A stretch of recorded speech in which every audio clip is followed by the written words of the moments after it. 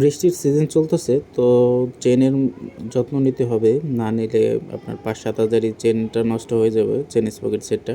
তো দেখেন এই চেনটা কী পরিমাণ ময়লা হয়েছে। তো আমি এটা কিভাবে ক্লিন করি, এটা একবারে চেনের ভিতরেও ক্লিন হয়ে যাবে।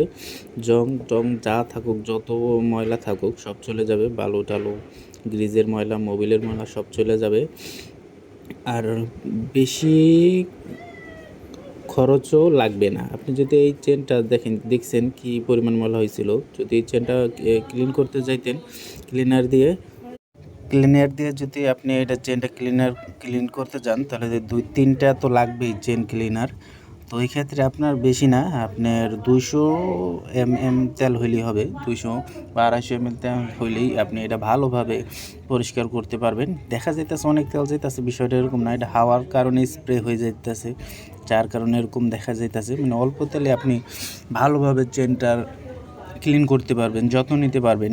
এভাবে ওয়াশ করলে আপনার চেনের হায়াতটা অনেক বেড়ে যাবে। আর যদি আপনি যত্ন না নেন, এক্ষেত্রে ৫-৭ হাজারে চেনটা নষ্ট হয়ে যাবে, চেনটা লম্বা হয়ে যাবে বালু যাওয়ার কারণে, যেহেতু বৃষ্টির সিজন চলতেছে। আর আপনার একটা চেন স্পকেট মানে প্রায় 25 থেকে 30 হাজার কিলোমিটার চলে। যদি যত্ন না নেন তাহলে 7 হাজারে চলে যাবে, 5 হাজার 7 হাজার। অনেকে নতুন বাইক কিনছে দেখছি, নতুন বাইক যখন সার্ভিসিং নিয়ে আসে আমাদের কাছে ফ্রি সার্ভিসে 6 হাজার চলছে, অবাক হয়ে যায় যে চেনটা নষ্ট হয়ে গেছে। তো এরকম ছোটোখাটো ট্রিক্স পেতে আমাদের চ্যানেলটি সাবস্ক্রাইব করে পাশেই থাকেন। ধন্যবাদ।